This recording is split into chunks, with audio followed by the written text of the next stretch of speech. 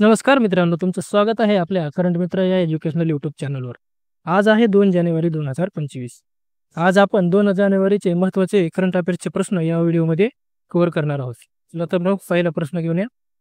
प्रश्न क्रमांक पहिला आहे, जानेवारी 2025 मध्ये GSLV प्रक्षेपणाचे श्रीहरिकोटा येथून कितवे उड्डाण होणार आहे? त्याचं उत्तर आहे ऑप्शन क्रमांक सी, 100वे उड्डाण होणार आहे. प्रश्न क्रमांक दुसरा, महाराष्ट्रात कोणत्या ठिकाणी राज्यस्तरीय पॅरा ॲथलेटिक्स स्पर्धा पार पडलेली आहे? त्याचं उत्तर आहे ऑप्शन क्रमांक बी, कोल्हापूरमध्ये पॅरा ॲथलेटिक्स राज्यस्तरीय पॅरा ॲथलेटिक्स स्पर्धा पार पडलेली आहे. प्रश्न क्रमांक 3, CRPFच्या महानिर्देशकपदी कोणाची निवड झालेली आहे? त्याचं उत्तर आहे ऑप्शन क्रमांक सी, अमोल पाटील. अमोल पाटील यांची CRPFच्या महानिर्देशकपदी निवड झालेली आहे. प्रश्न क्रमांक 4 आहे, महाराष्ट्र राज्य सरकार कोणत्या कालावधीत वाचन संस्कृती उपक्रम राबवणार आहे? त्याचं उत्तर आहे ऑप्शन क्रमांक बी, 1 जानेवारी ते 15 जानेवारी 2025 दरम्यान महाराष्ट्र राज्यामध्ये वाचन संस्कृती उपक्रम राबविला जाणार आहे. प्रश्न क्रमांक 5 आहे, कोणते राज्य सरकार वाचन संस्कृती उपक्रम राबविणार आहे? त्याचं उत्तर आताच आपण पाहिलेलं आहे ऑप्शन क्रमांक सी, महाराष्ट्र राज्य. कधी? 1 जानेवारी ते 15 जानेवारी दरम्यान. प्रश्न क्रमांक 10, प्रो कबड्डी लीगचा 11व्या सीझनचा अंतिम सामना कुठे पार पडलेला आहे? कोणचा 11व्या सीझनचा? त्याचं उत्तर आहे ऑप्शन क्रमांक ए, पुण्यामध्ये 11व्या सीझनचा अंतिम सामना पार पडलेला आहे. प्रश्न क्रमांक 7, प्रो कबड्डी लीग चे 11वे सीझनचे विजेतेपद कोणी जिंकलेलं आहे? त्याचं उत्तर आहे ऑप्शन क्रमांक C, Haryana Steelers. Haryana Steelers यांनी 11व्या सीझनचं विजेतेपद पटकावलेलं आहे. प्रश्न क्रमांक 8, King Cup International Badminton Open 2024चे आयोजन कुठे करण्यात आलेलं आहे? त्याचं उत्तर आहे ऑप्शन क्रमांक बी, थायलंडमध्ये या स्पर्धेचं आयोजन करण्यात आलेलं होतं. प्रश्न क्रमांक 9, कोणत्या भारतीय क्रिकेटपटूला ICC player of the year 2024 साठी नामांकित करण्यात आलेलं आहे? त्याचं उत्तर आहे ऑप्शन क्रमांक सी, जसप्रीत बुमराह. प्रश्न क्रमांक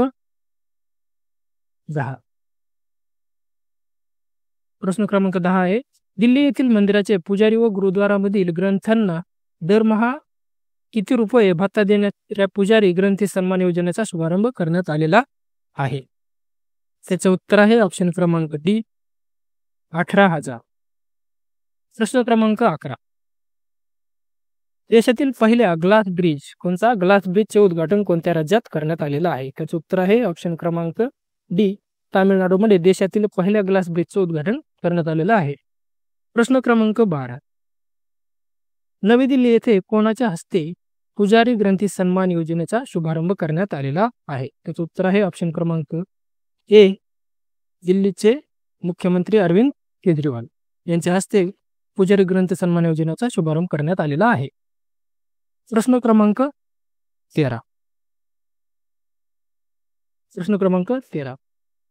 खालीलपैकी कोण लिस्ट ए क्रिकेटमध्ये 150 शतक झळकावणारा सर्वात युवा फलंदाज ठरलेला आहे? त्याचं उत्तर आहे ऑप्शन क्रमांक डी, आयुष म्हात्रे. आयुष म्हात्रे हा 150 शतक झळकावणारा सर्वात युवा खेळाडू ठरलेला आहे. प्रश्न क्रमांक 14, GDPच्या तुलनेत शिक्षणावर सर्वाधिक खर्च करणारा देश कोणता आहे? त्याचं उत्तर आहे ऑप्शन क्रमांक ए, स्वीडन हा देश GDPच्या तुलनेमध्ये शिक्षणावर सर्वाधिक खर्च करणारा देश आहे. प्रश्न क्रमांक 15, National Motorcycle Training Centre Championship 2024चे आयोजन किंवा विजेतेपद कोणी पटकावलेलं आहे? त्याचं उत्तर आहे ऑप्शन क्रमांक ए, हेमंत मुदब. प्रश्न क्रमांक 16, kings Cup International Badminton open 2024 मध्ये लक्ष्य सेनने कोणते पदक जिंकलेलं आहे?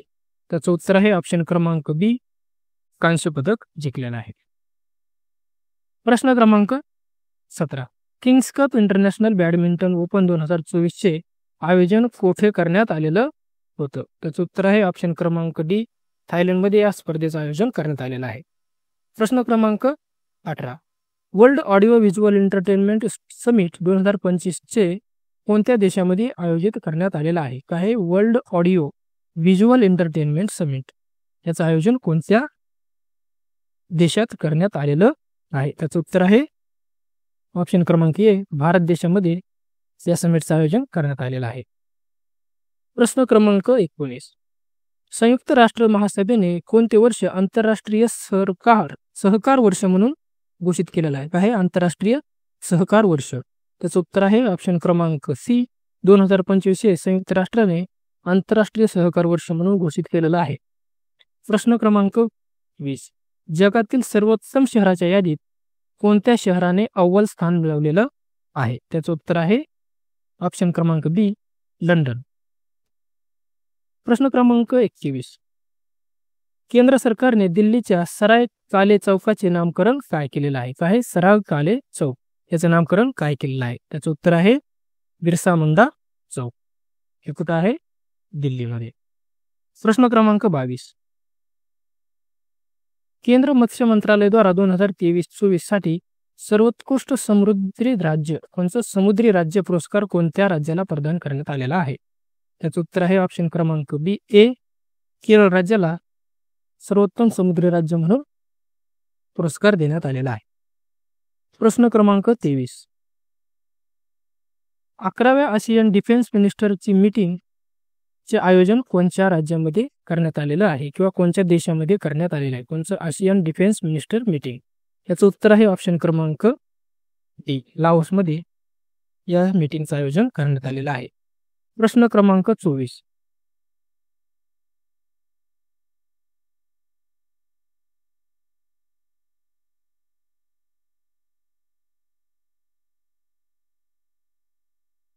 प्रश्न क्रमांक 24. कोणता देश आंतरराष्ट्रीय सौर संघटनेचा 104वा सदस्य देश बनलेला आहे? त्याचं उत्तर आहे ऑप्शन क्रमांक सी, आर्मेनिया. आर्मेनिया हा देश संयुक्त आंतरराष्ट्रीय सौर संघटनेचा 104वा सदस्य देश बनलेला आहे.